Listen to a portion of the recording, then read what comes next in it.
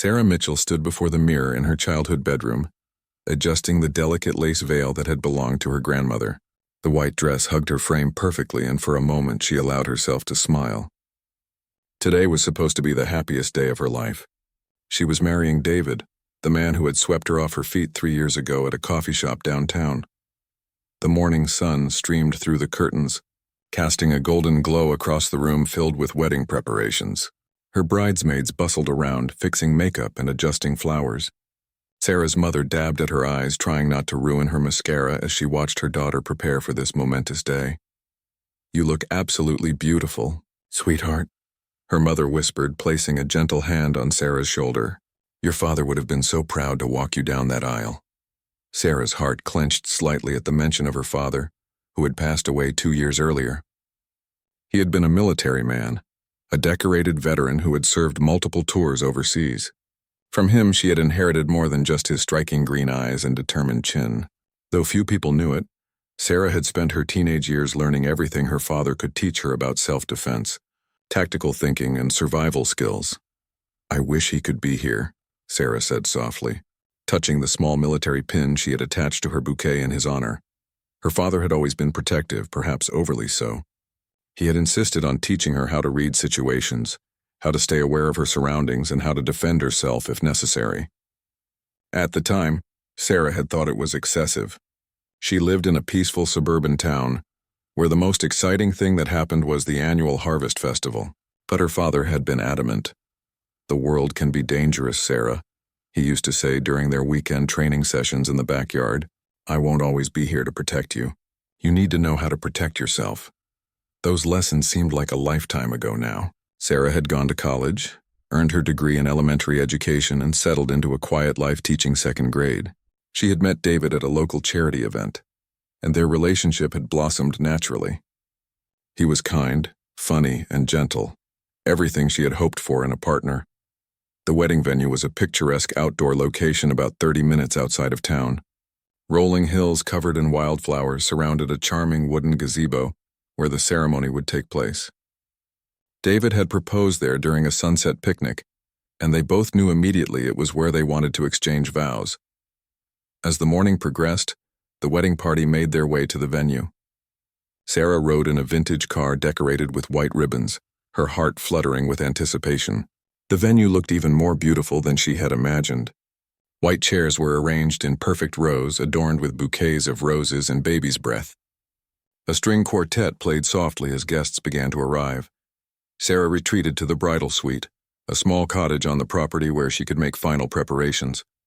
Through the window she could see David greeting guests, looking handsome in his black tuxedo. Their families mingled happily and everything seemed perfect. The photographer captured candid moments of laughter and joy as the bridesmaids helped Sarah with last-minute touches. Her maid of honor, Jessica, had been her best friend since childhood and knew better than anyone how much this day meant to Sarah. "Remember when we used to plan our weddings when we were 10? Jessica laughed, arranging Sarah's train. "You always said you wanted a fairy tale wedding, and look at this place. It's absolutely magical." Sarah nodded, but something nagged at the back of her mind. During the drive to the venue, she had noticed a few unfamiliar cars on the rural road leading to the location. It was probably nothing. Wedding guests she hadn't met yet, or perhaps other visitors to the area. But her father's training had taught her to trust her instincts, and something felt slightly off. She pushed the feeling aside, attributing it to pre-wedding nerves. This was her day and nothing was going to ruin it. The ceremony was set to begin in just 30 minutes, and she could hear the guests settling into their seats outside. As Sarah took one final look in the mirror, she whispered a small prayer of gratitude. Despite losing her father, despite the challenges life had thrown her way, she had found love and happiness. Today marked the beginning of a new chapter, and she was ready to embrace it fully. The sound of the string quartet grew louder, signaling that it was almost time. Sarah's mother appeared in the doorway with tears of joy in her eyes. "It's time, sweetheart. Are you ready?" Sarah picked up her bouquet, took a deep breath, and nodded. She was ready to become Mrs. David Thompson, ready to start her new life. What she didn't know was that in just a few minutes everything would change, and those long-forgotten lessons from her father would become the difference between life and death. The ceremony began perfectly. Sarah walked down the petal-strewn aisle, her arm linked with her uncle's, who had graciously agreed to give her away in place of her father. The guests rose to their feet, smiling and wiping away happy tears as she made her way toward David, who stood beaming at the altar. The officiant, Reverend Matthews, had known Sarah's family for years. His warm voice carried across the peaceful venue as he began the traditional ceremony. "Dearly beloved, we are gathered here today to witness the union of Sarah Elizabeth Mitchell and David Anthony Thompson in holy matrimony." Sarah's heart swelled with happiness as she looked into David's eyes. Everything was exactly as they had dreamed. The late afternoon sun filtered through the trees, creating a perfect natural spotlight on the couple. The string quartet played softly in the background, and the scent of roses filled the air. But as Reverend Matthews continued speaking, Sarah noticed movement in her peripheral vision. Several men in dark clothing had appeared at the edges of the seating area. At first, she thought they might be late guests trying to find seats without disrupting the ceremony. However, something about their positioning sent alarm bells ringing in her mind. Her father's voice echoed in her memory. "Always be aware of your surroundings, Sarah. Trust your instincts. If something feels wrong, it probably is." The men weren't trying to find seats. They were spreading out, positioning themselves strategically around the venue. Sarah's pulse quickened, but she forced herself to maintain her composure. David was still gazing at her lovingly, completely unaware of what she was observing. "Sarah, do you take David to be your lawfully wedded husband?" Reverend Matthews asked. "I do," she replied, her voice steady despite the growing tension she felt. As David began to recite his vows, Sarah counted the intruders. 12 men in total, all wearing similar dark clothing and moving with military precision. They weren't random crashers or confused wedding guests. This was coordinated. One of the men near the back caught her eye and spoke into what appeared to be a communication device. Sarah's blood ran cold as she realized these weren't just uninvited guests, they were armed. She could see the outline of weapons beneath their jackets. Her mind raced through possibilities. Were they here for ransom money? Did they think David's family had more wealth than they actually did? Or was this connected to her father's military service somehow? She had always wondered if he had made enemies during his tours of duty. "The rings, please," Reverend Matthews announced. David's best man stepped forward with the rings, still oblivious to the danger surrounding them. The wedding guests continued to smile and watch the ceremony, completely unaware that armed men had infiltrated their peaceful gathering. Sarah realized she had seconds to act. If she waited until the ceremony concluded, the attackers would likely make their move when everyone was relaxed and celebrating. She needed to find a way to alert people without causing a panic that could get innocent guests hurt. As David slipped the wedding ring onto her finger, Sarah made eye contact with Jessica, her maid of honor. Jessica knew her better than anyone and would recognize when something was seriously wrong. Sarah gave her a barely perceptible shake of the head and glanced meaningfully toward the back of the venue. Jessica's brow furrowed in confusion at first, but as she followed Sarah's gaze, her expression changed to one of alarm. She had spotted the armed men too. "Sarah, with this ring I thee wed," David said, his voice full of emotion and love. "And now by the power vested in me by the state, I pronounce you husband and wife," Reverend Matthews declared. "David, you may kiss your bride." As David leaned in for their first kiss as a married couple, Sarah spotted the leader of the group giving a signal to his men. They were about to make their move. The kiss was brief but sweet, and as the couple turned to face their guests for the first time as husband and wife, Sarah's training kicked into overdrive. She quickly scanned the venue, identifying potential escape routes, cover positions, and weapons of opportunity. The guests erupted in applause and cheers, rising to their feet to celebrate the new couple. But before anyone could begin throwing rice or flower petals, the lead attacker stepped forward and fired a single shot into the air. The crack of the gunshot shattered the peaceful atmosphere like glass. Screams erupted from the crowd as guests realized what was happening. Some dove for cover behind chairs while others froze in terror. "Everyone stay where you are," the leader shouted, his voice carrying over the chaos. "This is not about any of you. We're here for the bride." Sarah's heart pounded as all eyes turned to her. David instinctively moved to shield her, but she gently placed a hand on his arm. Her father's training was taking over now, and she could feel her mind shifting into tactical mode. "What do you want?" David called out, his voice shaking but brave. "Your wife has something that belongs to us," the leader replied, stepping closer to the altar. "Something her father took a long time ago. We're here to collect it." Sarah's mind raced. What could her father have taken? He had been an honorable soldier, decorated for his service. But wars were complicated, and she realized there might have been aspects of his military career that he had never shared with his family. The other 11 men had now positioned themselves to control all exit points. The wedding guests were trapped, huddled together in fear. Sarah could see her mother clutching her chest, and several elderly relatives looked pale with shock. "I don't know what you're talking about," Sarah said, finding her voice. "My father passed away 2 years ago. Whatever you think he took, I don't have it." The leader smiled coldly. "Oh, but you do, Mrs. Thompson. And you're going to help us get it, or a lot of innocent people are going to get hurt today."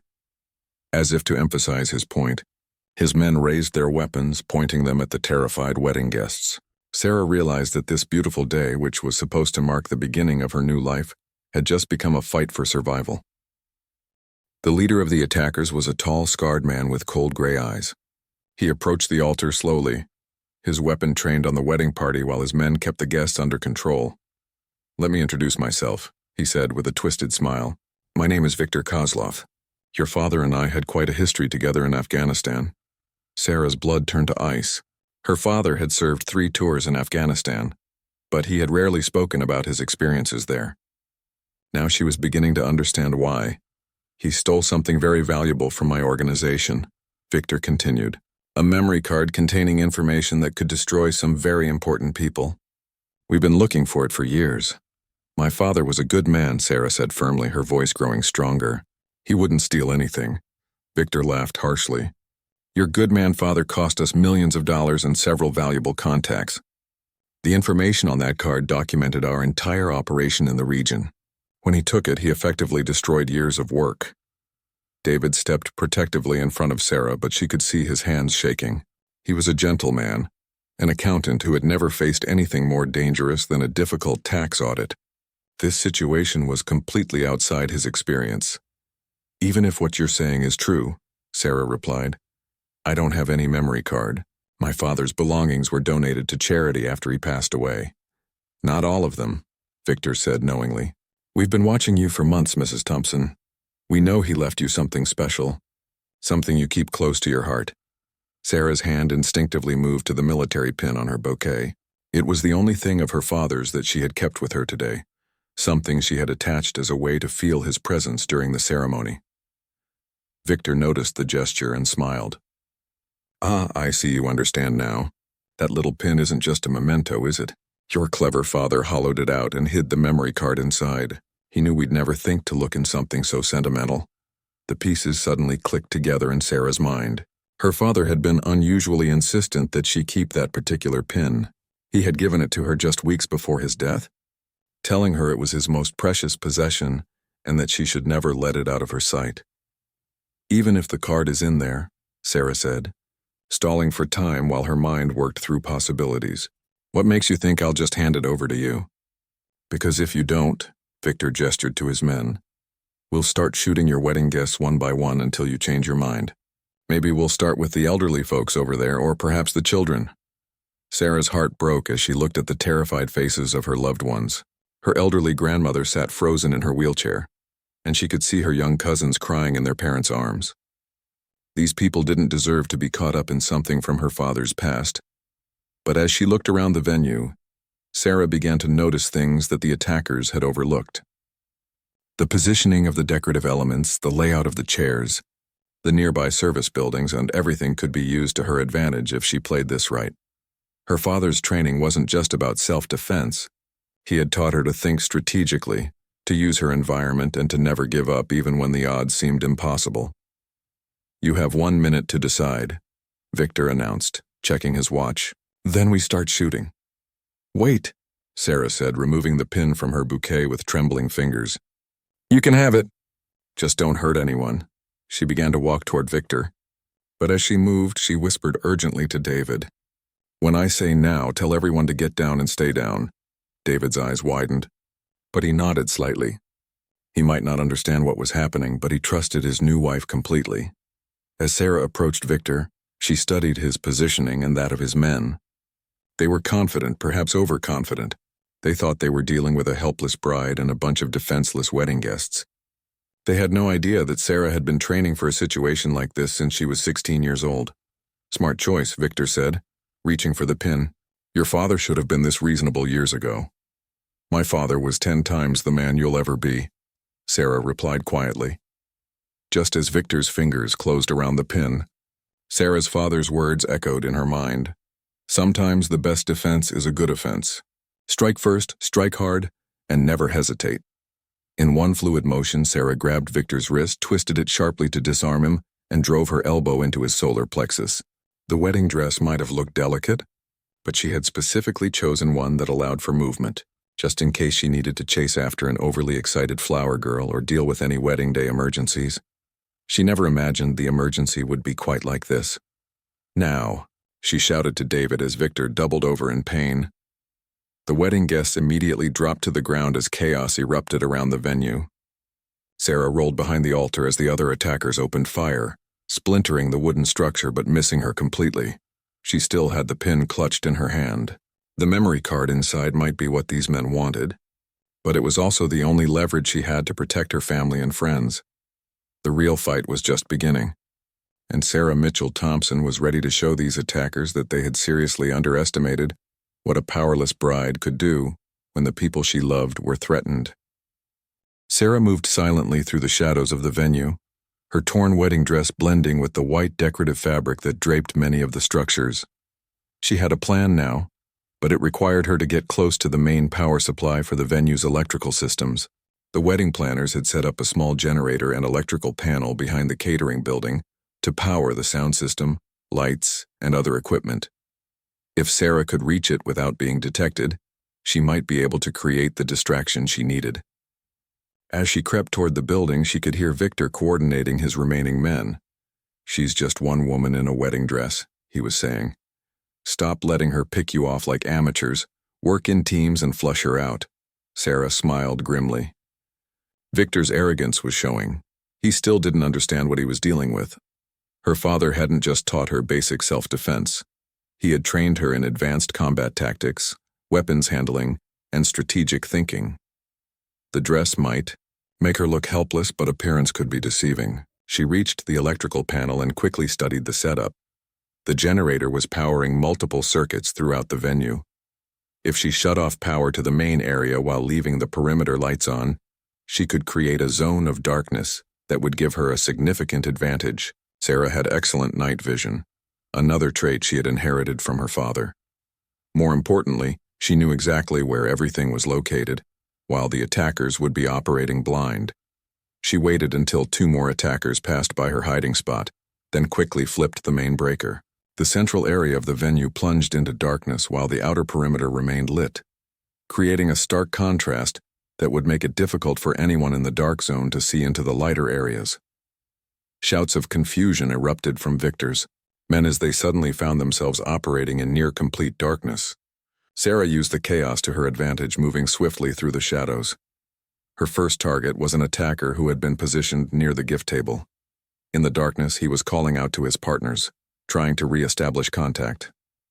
Sarah approached from behind and used a sleeper hold her father had taught her. The man went down silently. "Sound off," Victor commanded.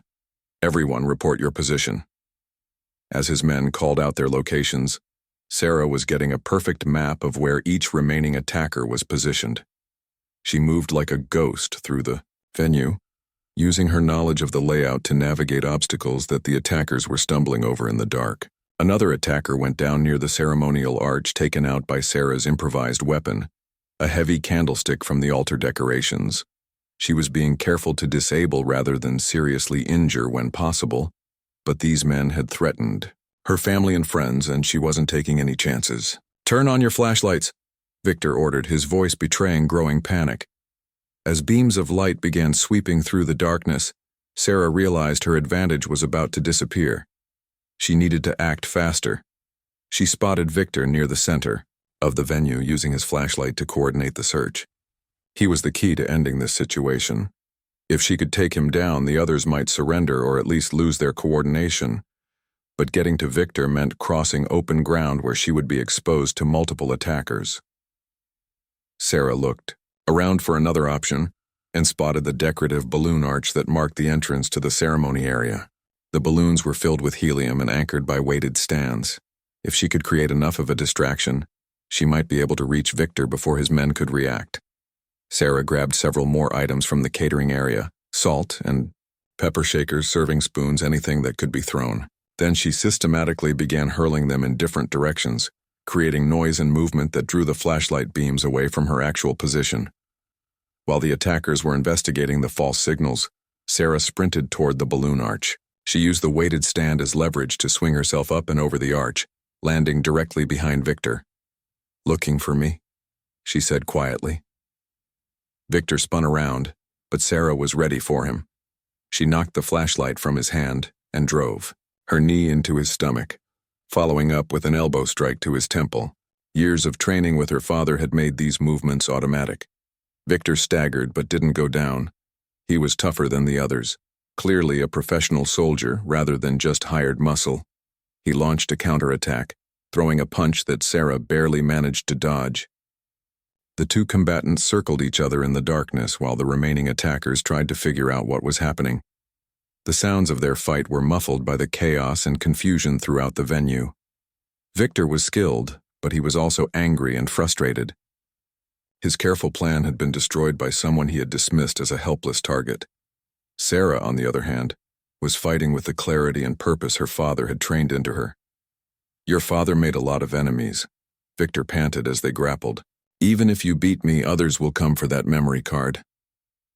"Then I guess I'll have to be ready for them too," Sarah replied, using Victor's own momentum to throw him over her shoulder. He hit the ground hard but rolled and came back up, pulling a backup weapon from his ankle holster. In the dim light, Sarah could see him raising the gun toward where the wedding guests were still hiding. "Enough games," Victor snarled. "Give me that pin or I start shooting civilians." Sarah's heart pounded as she realized Victor was desperate enough to follow through on his threat. She could see David and the others huddled behind the overturned chairs, completely vulnerable to an attack. But as Victor's attention focused on the guests, Sarah noticed something he had overlooked. During their fight, they had moved close to the main support cable for the balloon arch. The weighted stands had been disturbed and the entire structure was now unstable. Sarah had one chance to end this without anyone getting hurt. She just hoped her father's training had prepared her for what came next. Sarah crouched behind the shattered remains of the altar, her white dress now torn and stained with dirt. The sound of gunfire had stopped momentarily as the attackers regrouped, giving her a few precious seconds to assess the situation. Victor was still on the ground, clutching his stomach and gasping for air. His weapon had skittered across the grass when Sarah disarmed him, and she could see it lying about 10 feet away. But getting to it would mean exposing herself to the other 11 men who were now spread throughout the venue. "You made a big mistake, little bride," one of the attackers shouted from behind an overturned table. "Come out now and we might let some of your friends live." Sarah ignored the threat and focused on what her father had taught her about tactical situations. She needed to even the odds, and that meant picking off the attackers one by one rather than facing them all at once. The venue's layout was actually working in her favor. The scattered chairs and tables provided cover, and the decorative archways and pillars gave her multiple options for movement. More importantly, she knew every inch of this place from the wedding planning visits. While the attackers were operating in unfamiliar territory, she could hear her wedding guests whimpering and crying from their positions on the ground. David was somewhere behind the front row of chairs, hopefully keeping others calm and safe. Jessica had managed to crawl behind the gift table with several other bridesmaids. Sarah's mind raced through her options. Her father had always emphasized the importance of using whatever weapons were available. The venue was an outdoor location, which meant there were plenty of natural resources at her disposal. She quietly removed her high heels, knowing she would need better mobility. The wedding dress was more of a problem, but there was nothing she could do about that now. At least it was white, which might help with camouflage among the decorative elements. Moving carefully, Sarah crawled toward the side of the venue where the catering station was set up. The attackers were focused on the main altar area, expecting her to either surrender or try to run. They weren't anticipating a counterattack. The catering table held several items that could be useful. Heavy serving trays, sharp carving knives, and bottles that could be thrown as distractions. Sarah grabbed a knife and tucked it into the torn fabric of her dress, then picked up a heavy crystal vase that had been part of the centerpiece display. Her first target was an attacker positioned near the back of the venue, partially hidden behind a large oak tree. He was focused on watching the main area and hadn't noticed her movement toward the catering station. Sarah had played softball in high school and college, and her throwing arm was still accurate. The crystal vase sailed through the air and struck the man in the head with a satisfying crack. He crumpled to the ground unconscious. "Martinez is down," someone shouted. And suddenly all the remaining attackers were firing in Sarah's direction. She rolled behind the catering table as bullets splintered the wood around her. The heavy table provided decent cover, but she knew she couldn't stay there long.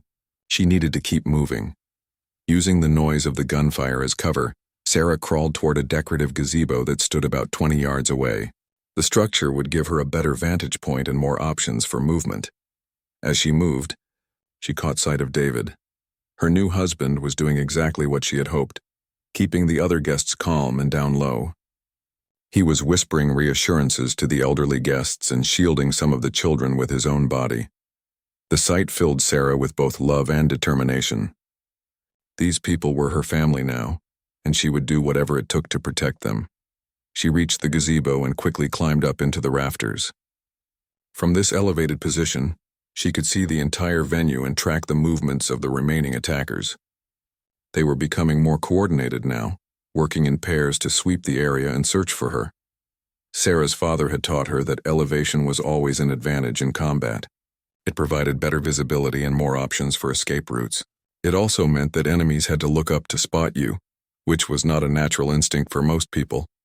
Two attackers were moving toward the gazebo, clearly planning to search it. Sarah waited until they were directly beneath her, then dropped down between them. The carving knife flashed in the afternoon sunlight as she used it to disable both men in quick succession. Her father had been very thorough in his combat training. "She's in the gazebo," Victor shouted. He had recovered from Sarah's initial attack and was back on his feet, though still moving gingerly. "How many men have you lost so far, Victor?" Sarah called out, her voice carrying across the venue. 3 down, 9 to go. "Is this really worth it?" "You have no idea what's on that memory card," Victor replied angrily. "That information could start wars or prevent them. It's worth more than all your lives combined." Sarah was beginning to understand why her father had taken the card in the first place. If it contained information that could start wars, then Victor and his organization were likely dealing in arms trafficking or international terrorism. Her father hadn't stolen anything.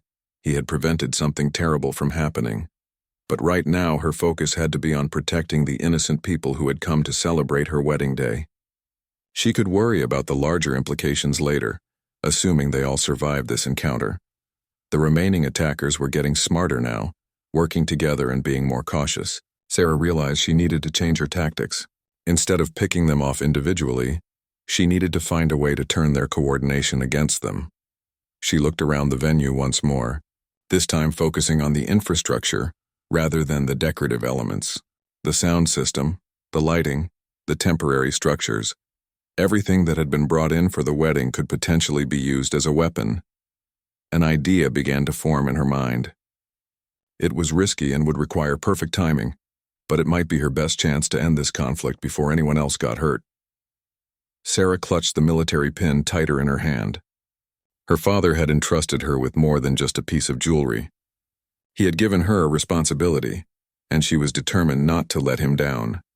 Time seemed to slow as Victor raised his weapon toward the defenseless wedding guests. Sarah could see David trying to shield the elderly relatives with his own body, his face pale with terror but determined to protect the people he loved. In that moment, all of her father's training crystallized into a single clear action. Sarah dove toward the support cable for the balloon arch, grabbing it with both hands and pulling with all her strength. The unstable structure collapsed exactly as she had hoped, sending dozens of weighted balloon stands crashing down on Victor and 2 of his nearby men. The chaos bought her precious seconds and, more importantly, knocked Victor's aim off target. His shot went wide, striking harmlessly into the ground as he was buried under a cascade of decorations and metal stands. Sarah quickly grabbed his fallen weapon and rolled behind cover as the remaining attackers opened fire in her direction. "Victor's down," one of them shouted. "What are our orders?" Sarah realized this was her opportunity. With their leader incapacitated, the remaining men were confused and leaderless. She needed to capitalize on their uncertainty before they could regroup. "Your leader is finished," Sarah called out from her cover position. "You have two choices, surrender now or end up like him." "We don't take orders from you," one of the attackers replied, but Sarah could hear the doubt in his voice. She decided to press her psychological advantage. "How many of your men are already down? 5, 6? Is this job really worth dying for?" Using Victor's flashlight, Sarah quickly surveyed the venue. She counted only 4 remaining attackers still in fighting condition, and they were scattered and disorganized. The odds were finally starting to shift in her favor, but she also noticed something else that made her blood run cold. In the distance, she could see flashing lights approaching on the rural road leading to the venue. Someone had called the police, which should have been good news. But Sarah realized the situation was more complicated than that. If the memory card in her father's pin contained the kind of sensitive information Victor had described, then getting it into the wrong hands could be just as dangerous as letting Victor's organization have it. She needed to understand what was on that card before anyone else arrived. Moving carefully, Sarah made her way back to where Victor lay, trapped under the balloon stand debris. He was conscious but badly hurt, blood trickling from a head wound where one of the metal stands had struck him. "You're too late," he said weakly when he saw her approaching. "My backup team will be here soon. They've been monitoring our communications." Sarah's heart sank. The approaching lights weren't police after all. They were reinforcements for Victor's team. The real fight was just beginning. "How many?" she demanded, pressing Victor's own gun against his chest. "Enough," Victor wheezed. "And they won't be as gentle as my team was. They'll kill everyone here to get that card." Sarah's mind raced through her options. She couldn't protect all the wedding guests against a fresh team of attackers, especially if they were as ruthless as Victor suggested. She needed to find another solution. "David," she called out to her husband, "can you get everyone into the catering building? It's the most solid structure here, and there's a back exit through the kitchen." David immediately began organizing the guests, helping the elderly and injured move toward the relative safety of the building. Jessica and the other bridesmaids assisted, showing remarkable courage under pressure. While the evacuation was happening, Sarah quickly searched Victor for any additional weapons or communications equipment. She found a radio and a backup phone, both of which might be useful. "Sarah," David called urgently. "Some of the guests are hurt. Mrs. Henderson twisted her ankle, and Mr. Peterson is having chest pains from the stress." The reality of the situation hit Sarah like a physical blow. These weren't trained soldiers or hardened criminals. They were her family and friends, people who had come to celebrate the happiest day of her life. They didn't deserve to be caught up in her father's legacy. But as she looked at the military pin still clutched in her hand, Sarah realized that her father hadn't just left her a burden. He had also given her the tools to handle it. All those years of training, all those lessons about tactics and survival, they weren't just about self-defense. They were about protecting the people she loved. The approaching vehicles were getting closer now. Sarah could hear the sound of multiple engines coming up the winding road to the venue. Victor's backup team would be here within minutes. She looked around the venue one more time, taking inventory of her resources and options. The 4 remaining attackers from Victor's original team were still out there somewhere, probably trying to decide whether to fight or flee before the backup team arrived. Sarah made a difficult decision. She activated Victor's radio and spoke into it clearly. "This is Sarah Thompson. I have the memory card you want, and I have your team leader as my prisoner. If you want either of them back, you'll call off your backup team and negotiate." The radio crackled with static for a moment before a cold voice responded. "Mrs. Thompson, you're in no position to negotiate. Surrender the card and we might let some of your guests live."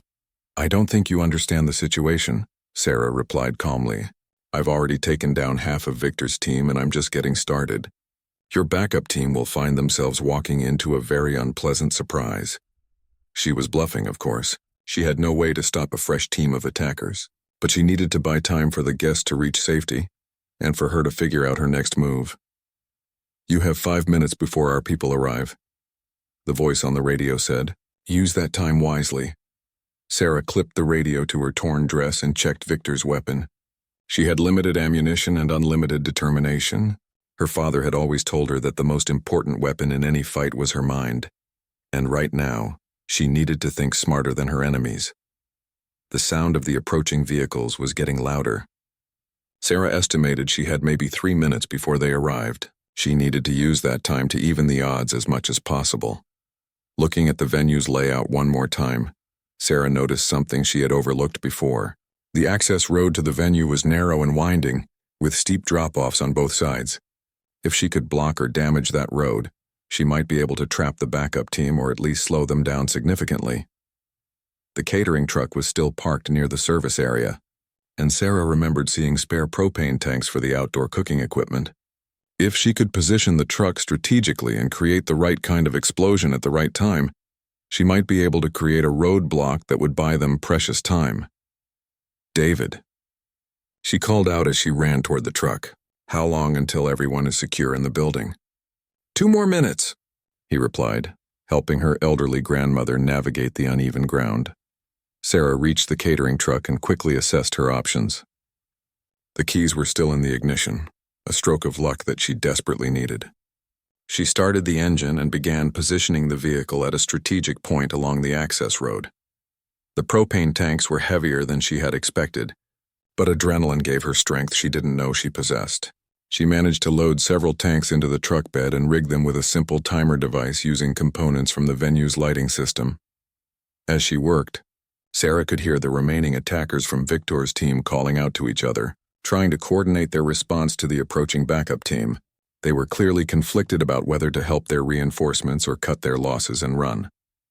The sound of engines was very close now. Sarah finished her preparations and sprinted back toward the catering building, where the wedding guests had taken shelter. She still had Victor's radio and weapon, and she was ready to make her final stand. But as she reached the building, she realized that the approaching vehicles had stopped just short of her improvised roadblock. The backup team was smarter than she had hoped. They had spotted the trap and were now approaching on foot. Through the radio, she could hear them coordinating their assault. They had night vision equipment, superior numbers, and professional training. Sarah was running out of options, and she knew that the final confrontation was about to begin. She looked down at the military pin in her hand one more time. Whatever secrets it contained, they had already cost too much. But her father had trusted her with this responsibility, and she wasn't going to let him down. Sarah crouched by the window of the catering building, watching as dark figures moved methodically through the venue grounds. The backup team was definitely professional. They moved with military precision, using hand signals and coordinated tactics that reminded her uncomfortably of her father's training videos. Inside the building, the wedding guests huddled together in frightened silence. David sat with his arm around Sarah's mother, whispering reassurances while keeping watch over the injured guests. The elderly Mr. Peterson's chest pains had subsided, but he still looked pale and shaken. "How many are out there?" Jessica whispered, crawling over to join Sarah at the window. "At least 8, maybe more," Sarah replied quietly. "They're not making the same mistakes Victor's team did. These are professionals." Through Victor's radio, Sarah could hear the backup team leader coordinating the assault. They had identified the catering building as the primary target and were positioning themselves to surround it completely. Sarah realized she was facing an impossible situation. She couldn't protect all the wedding guests against a coordinated assault by professional operatives, but she also couldn't surrender the memory card without knowing what information it contained and what these people planned to do with it. Making a difficult decision, Sarah carefully removed the military pin from her bouquet and examined it closely for the first time. Her father had modified it expertly. The back panel could be unscrewed to reveal a tiny compartment just large enough for a micro SD card. "David," she called softly to her husband, "I need you to take everyone to the kitchen exit and get them as far away from here as possible. Follow the service road behind the building. It leads back to the main highway." "I'm not leaving you," David said firmly, moving to her side. "You have to," Sarah replied, pressing the unopened pin into his hands. "This is what they want. If something happens to me, you need to get this to the authorities. The real authorities, not just anyone with a badge." David stared at the pin, beginning to understand the magnitude of what his wife had inherited from her father. What's on it? I don't know yet, Sarah admitted, but it's important enough that people are willing to kill for it. That means it's also important enough that the right people need to see it. The sound of breaking glass from the front of the building interrupted their conversation. The assault had begun. Go now, Sarah urged, pushing David toward the kitchen exit. Get everyone out! As David began organizing the evacuation, Sarah prepared for what might be her final confrontation. She had Victor's weapon, limited ammunition, and the element of surprise since the attackers expected to find helpless wedding guests, not someone ready to fight back. The first attacker through the front door walked directly into Sarah's carefully planned ambush. She had positioned herself behind the industrial kitchen equipment, giving her both cover and multiple escape routes. The man went down before he could alert his teammates, but the backup team adapted quickly. Instead of rushing in blindly, they began a systematic sweep of the building, using flashbang grenades and coordinated movements that showed their military training. Sarah found herself fighting a running battle through the building, using her knowledge of the layout to stay ahead of the attackers, while protecting the evacuation route. She could hear David and the others moving through the kitchen toward the back exit. The fight was intense but brief. Sarah managed to disable 2 more attackers using the kitchen equipment as improvised weapons, and the building's layout to her advantage. But she was outnumbered and outgunned, and she knew she couldn't hold them off much longer. As she prepared for what seemed like a final stand near the kitchen exit, Sarah heard something that changed everything: the sound of helicopters approaching in the distance. Through the radio chatter, she realized that the backup team was just as surprised as she was. These weren't part of Victor's organization, federal agents. A voice boomed through a megaphone from outside. This is the FBI. The building is surrounded. Drop your weapons and surrender immediately. Sarah's heart leapt with hope and relief. Someone had figured out what was happening and called in the real authorities. But her relief was short-lived as she heard the backup team leader's response over the radio. Execute the cleanup protocol, he ordered coldly. Eliminate all witnesses and destroy any evidence. The remaining attackers weren't planning to surrender. They were going to try to kill everyone present and destroy any trace of what had happened here. But as the first attacker rounded the corner toward Sarah's position, she heard her father's voice one more time in her memory. Never give up, Sarah. Even when the odds seem impossible, there's always one more move you can make. Sarah smiled grimly and prepared to make that final move. The powerless bride was about to show everyone just how much power came from courage, training, and the determination to protect the people you love. The helicopters were getting closer, and through the kitchen windows she could see FBI agents moving into position around the building. Victor's organization had made a fatal mistake. They had underestimated not just Sarah, but also her father's connections and the safeguards he had put in place. As it turned out, Colonel Mitchell had been more than just a decorated soldier. He had also been an intelligence operative, and the memory card contained evidence of a major international arms trafficking network. When Sarah's situation had triggered certain protocols, it had alerted federal authorities, who had been tracking Victor's organization for years. The wedding that had begun as a celebration of love was ending as something much more significant, the final chapter in her father's last mission, completed by his daughter who had proven worthy of everything he had taught her. The attackers were now caught between Sarah's defensive position and the FBI agents closing in from outside. The tables had finally turned and Sarah Thompson was no longer fighting alone.